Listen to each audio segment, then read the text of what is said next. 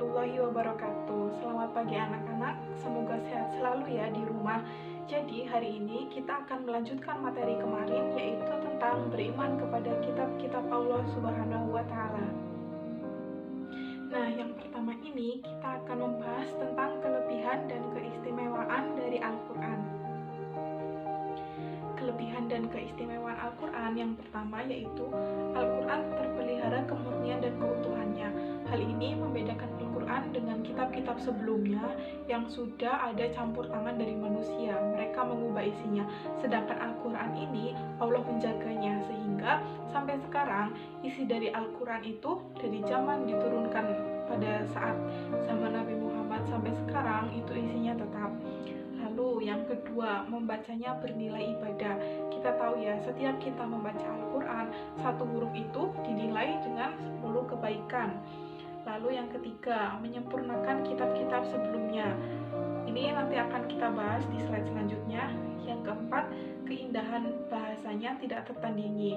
Kita pernah dengar cerita dulu itu, ada orang yang ingin menyamakan Al-Quran. Dia membuat satu surat, tetapi bahasanya tetap saja tidak bisa menandingi bahasa Al-Quran. Yang kelima, memiliki daya tarik untuk dipelajari. Jadi ini tidak berlaku untuk umat muslim saja, tetapi di luar sana umat-umat non-muslim juga berminat untuk mempelajari Al-Quran. Bahkan banyak sekali profesor atau ilmuwan dari luar negeri yang basisnya mereka itu bukan beragama Islam. Setelah mereka melakukan penelitian dan membuktikan kebenaran Al-Quran, mereka menjadi mu'alaf. Yang keenam, terjaga keasliannya dari orang-orang yang jahat. Ini hampir mirip dengan poin nomor 1. Jadi Allah itu menjaga keaslian Al-Quran ini dari orang-orang yang jahat. Selanjutnya, mengapa sih Al-Quran itu disebut sebagai penyempurna kitab-kitab sebelumnya? Jawabannya yaitu isi dari Al-Quran lebih lengkap dibanding kitab-kitab sebelumnya. Lalu, apa yang ada di kitab-kitab sebelumnya ada juga di dalam Al-Quran. Sebaliknya, apa yang ada di dalam Al-Quran belum tentu ada dalam kitab sebelumnya. Mengenai isi dari kitab-kitab sebelumnya sudah kita bahas pada pertemuan kemarin. Untuk yang lupa bisa dibuka lagi ya videonya ataupun PowerPoint yang sudah saya bagikan. Sekarang kita bahas perilaku apa saja yang mencerminkan beriman kepada kitab-kitab Allah.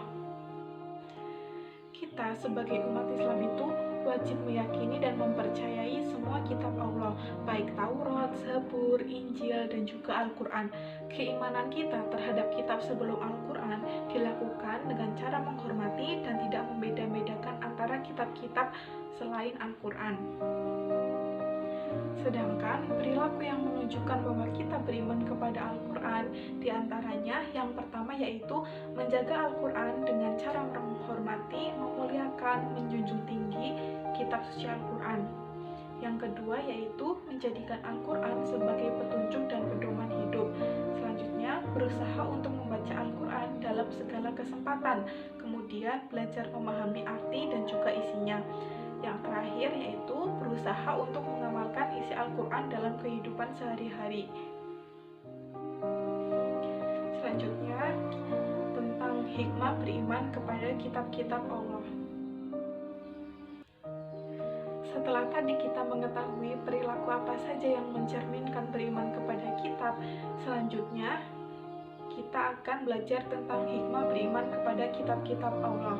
Yang pertama yaitu memiliki rasa hormat dan menghargai kitab suci sebagai kitab yang memiliki kedudukan di atas segala kitab yang lain. Yang kedua, berusaha menjaga kesucian kitab suci dan membelanya apabila ada pihak yang meremehkan.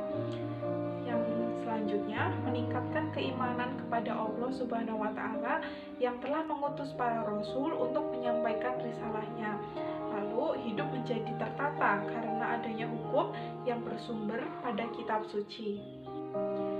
Hikmah selanjutnya yaitu kita termotivasi untuk beribadah dan menjalankan kewajiban-kewajiban agama seperti yang tertuang dalam kitab suci.